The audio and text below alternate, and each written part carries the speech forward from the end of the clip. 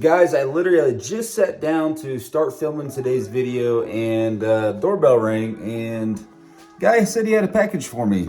And so let's check this out real quick. You guys just got to see it real quick. Let me show you. Let me walk out in here in the garage. My old lady bought another piece of furniture. Looks like it's a couch. Oh man, spending more money. What's up everybody, Robert back again with another trucking video for you guys. I first want to start off by thanking all of you guys who have been commenting on the videos. It really does help out tremendously in growing the channel and reaching more people. Guys, let's keep it up and get this channel up to above 1,000 subscribers. On this channel, we talk about the most important things in life, which are trucking and money. Remember, if you guys are new to the channel, make sure you hit that subscribe button.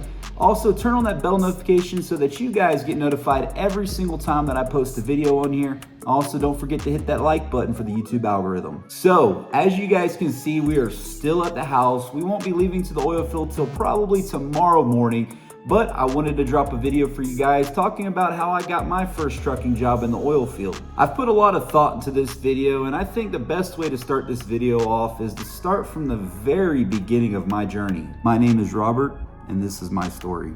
Okay, I guess that is too serious for you guys, but anyways, let's get into it. If you guys don't know, when I was 19 years old, I decided to join the Army. And like most 19-year-olds, I really didn't know what I wanted to do with my life, so I figured military service might be the best way to start off. I joined the Army as an 11 Bravo infantryman, and then after basic training, I was stationed at Fort Bliss in El Paso, Texas, where I currently reside. Oh, and if you guys are veterans, big shout out to you guys. I appreciate your guys' service. Go ahead and drop your branch of service down there in the comment section. After being stationed at Fort Bliss, shortly after, I was deployed to Afghanistan in the year 2012. A few months into Afghanistan, I was blown up by an IED on a mission that we were on. Was given a Purple Heart, and when I got back to the States, I was told I was going to be separated from the Army medically. So that now leads me to the trucking journey, which you guys have all been waiting to hear about. I knew I would be separated from the Army at some point pretty soon, and I needed a way to make some money. At this point in my life, I was already married, I had a stepson to look after, so I really needed to get my butt in gear and figure out what I was going to do after I got out the military.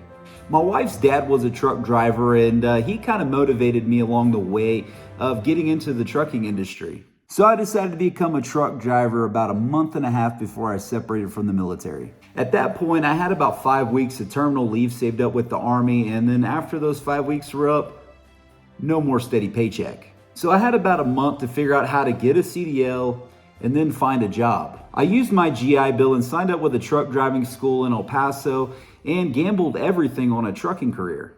After a month of school and taking my CDL test twice, and yes, I failed my CDL skills test the first time. So I finally had my CDL and I thought all of my problems were gonna be solved at this point. Little did I know that there was some more work ahead of me. Literally the next day after I got my CDL, I loaded up all of my stuff in my truck and took off to Pecos, Texas to go find a job. I had no plan and about $4,000 in my bank account, so this had to work. At this point in my life, I had bet everything on trucking and I wasn't gonna take no for an answer. This had to work. I remember when I got to Pecos, Texas, I literally found the cheapest motel that I could afford at the time. And even though it was the cheapest motel, it got expensive after a little bit. That entire first week that I was there, I went to every single trucking yard that I could find and went to apply for a job with them. I started in Pecos, then moved over to Carlsbad, and then up to Midland, Odessa, Monahans, and even Fort Stockton. Finally, my dad-in-law called and gave me a number of a supervisor for a company in Pecos that was hiring water truck drivers at the time, and so I ended up calling that supervisor.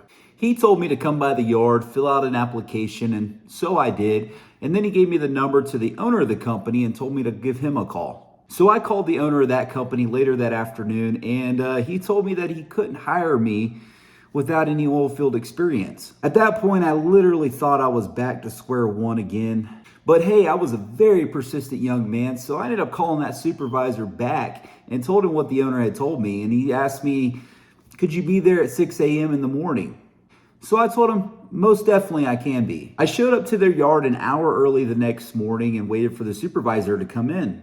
When the supervisor got there, he told me, you know what, if you want to ride along with somebody for the next 2 weeks and learn the basic job steps of water hauling, after those 2 weeks are up, he was going to be able to give me a full-time job there. Since technically, I'd have a little bit of oil field experience by then. At this point, I was the best trainee that anybody could ever ask for. I went and took notes. I made videos with my phone, all in the hopes that at night when I got back to my hotel room, I would be able to sit there and study every single job step there was and be able to memorize it so that I could then do it on my own. Remember, I'm not getting paid for any of this time training.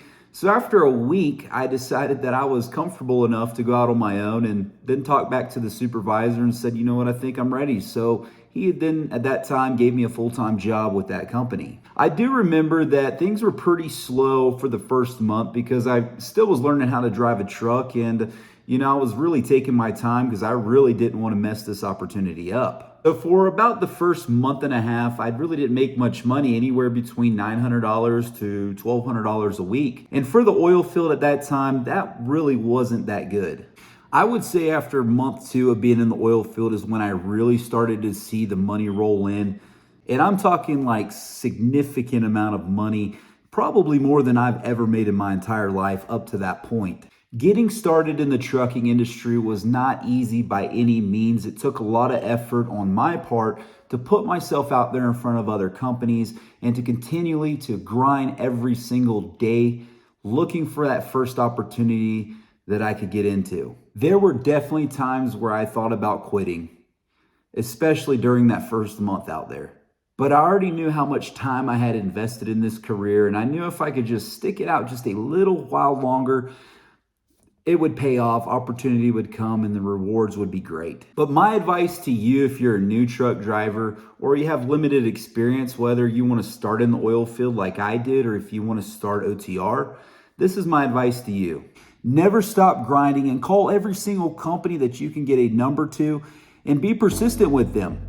Always look for opportunities that you can execute on. And sometimes it may take a couple months of working for a mega carrier so that you can get some of that trucking experience to where they'll actually hire you or actually look twice at you. Remember that the first year in trucking will always be the worst year, and I promise if you can just stick it out, the rewards are going to be great.